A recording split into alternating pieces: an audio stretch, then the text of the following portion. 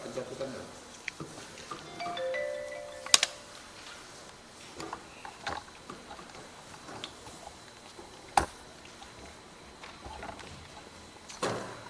Kita mulai.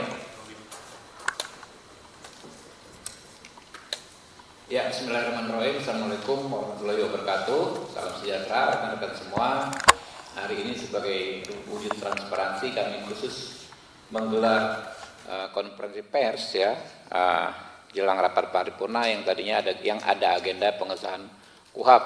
Wallahu alam bisawab. Apakah nanti akan ada pengesahan atau enggak? Itu keputusan yang bukan di kita, ya. Dan kita tunggu saja, kalau ada pengesahan ya kami siap saja. Teman-teman, ada dua hal ya yang kami perlu sampaikan terkait beredarnya hoax atau informasi yang tidak tepat atau tidak benar sejak kemarin. Yang pertama adalah terkait tuduhan bahwa Komisi 3 DPR RI mencatut nama sejumlah LSM ya dalam pembahasan KUHP. Sebagaimana kita ketahui kemarin waktu rapat kan kita 10 Juli sebetulnya sudah selesai tingkat pertama pembahasan di Panja lalu Timsin, tapi karena memang teman-teman banyak meminta kita membuka kembali, kita buka kembali.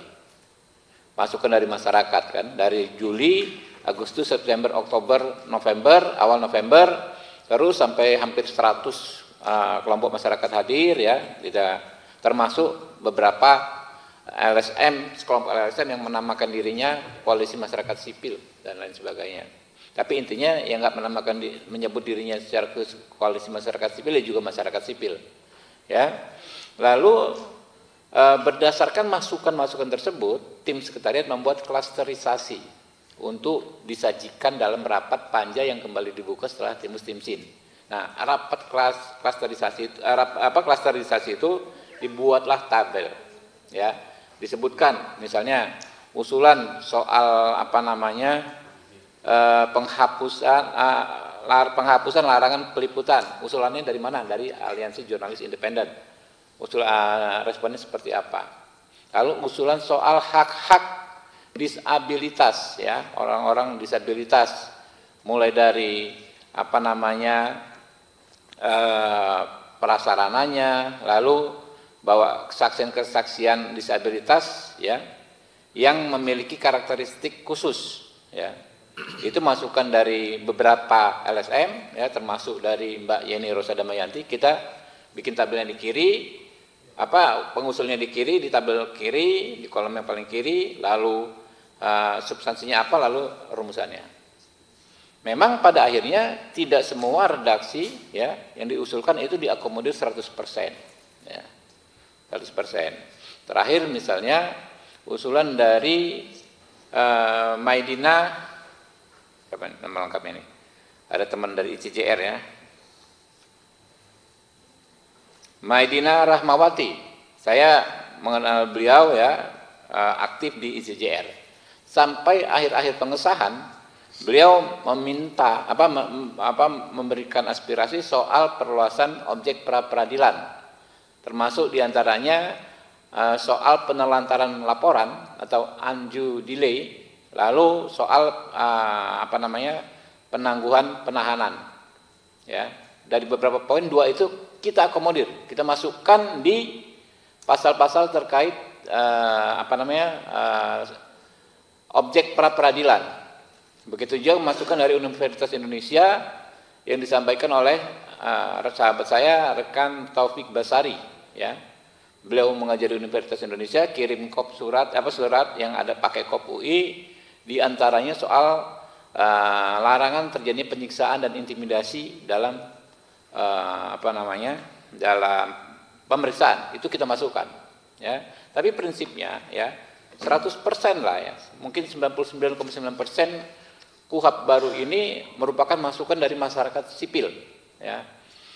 Terutama adalah penguatan peran advokat dan hak tersangka sebagai mekanisme untuk mengontrol agar aparat penegak hukum tidak melakukan kesewenang-wenangan. Ya. Jadi itu yang soal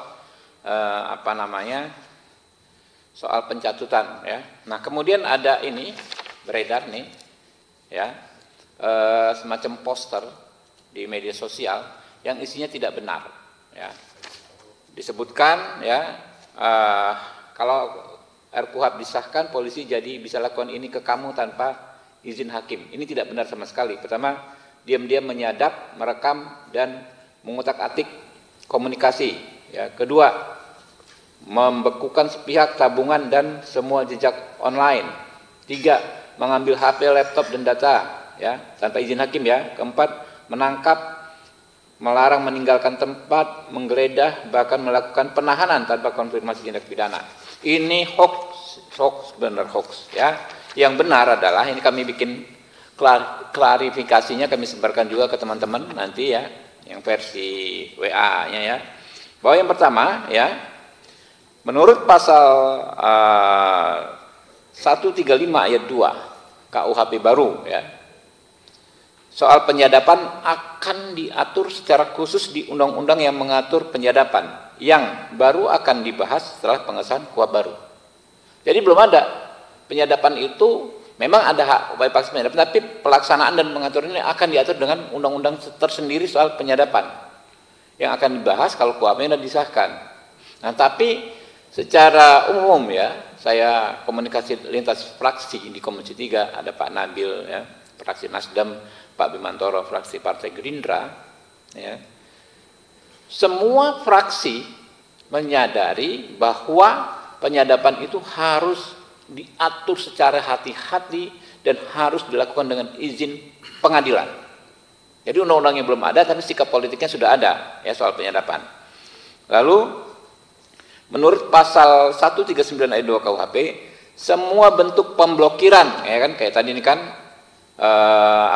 pemblokiran rekening ya, pemblokiran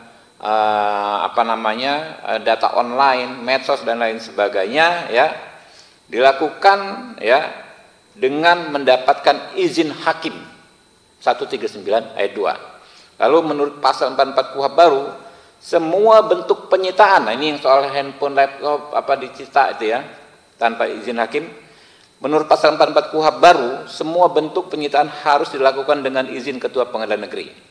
Nah, soal penangkapan, tadi katanya bisa ditangkap tanpa konfirmasi tindak pidana. Ini mengacu kepada bahwa penyelidik atas perintah penyidik bisa melakukan penangkapan.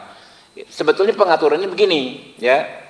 Pertama, penangkapan itu harus dilakukan setelah adanya penetapan tersangka. Penetapan tersangka itu tentu mensyaratkan dua alat bukti, ya.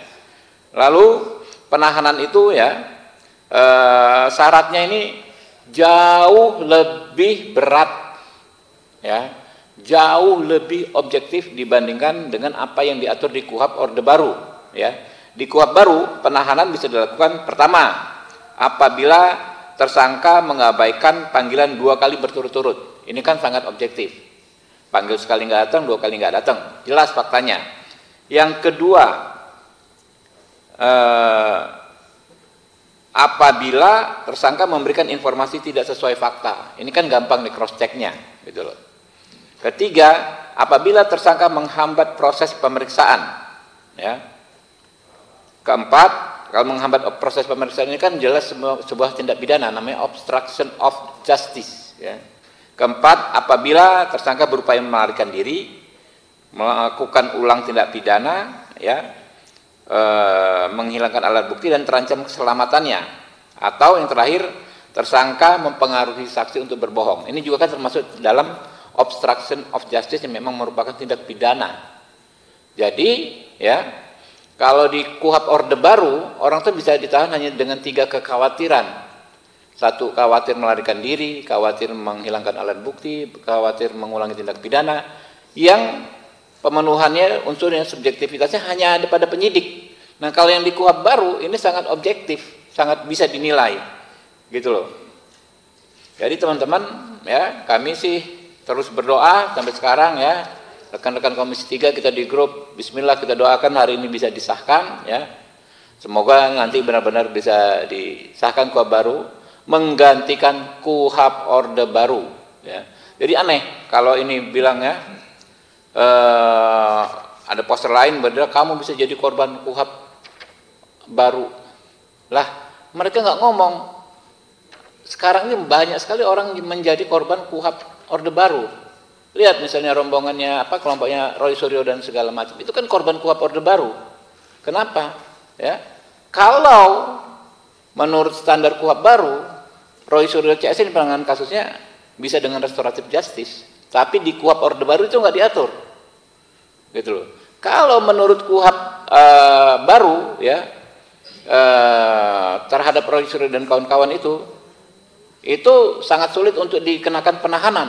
Karena syaratnya sangat objektif. Hampir nggak mungkin ditahan, orang-orangnya jelas semua, nggak lari dan lain sebagainya.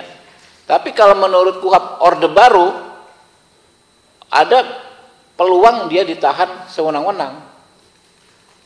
Pak Roy Suryo dan kawan-kawan ini. Jadi yang darurat itu adalah bagaimana kita mencabut KUHP Orde Baru. Yang emergensi panggilan darurat itu bagaimana segera menghentikan KUHP Orde Baru. Sudah terlalu banyak korban KUHP Orde Baru ini, ya. Mulai dulu kemarin Pak Egy Sujana dan lain sebagainya, itu kan korban KUHP Orde Baru. Ya, kita terus ikhtiar ya teman-teman agar memang nanti bisa segera disahkan. Mungkin ada 3 pertanyaan aja ya. Bentar lagi 10 menit lagi kita mulai misalnya. Ya.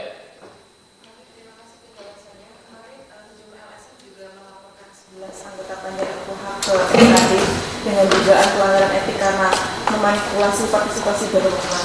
Apakah MKD akan menindaklanjuti laporan itu? Anda nggak datang pertama ya? Baru datang atau enggak? Saya ngomong sejak awal tadi. Ya, yang tidak ada pencatutan udah saya sampaikan. Itu aja jawabannya. Oh enggak, kalau saya ya itu laporannya mengada-ngada. Orang jelas kok nggak ada pencatutan, apanya memanipulasinya. Kami justru mengakomodir aspirasi mereka dan 100%, ya 99% mungkin isi KUHP baru ini adalah aspirasi dari masyarakat sipil. Ya. Oke? 2 lagi, kalau nggak ada oke ya. Nanti cukup ya. Terima kasih. Billahi taufiq wal hidayah. Wassalamualaikum warahmatullahi wabarakatuh.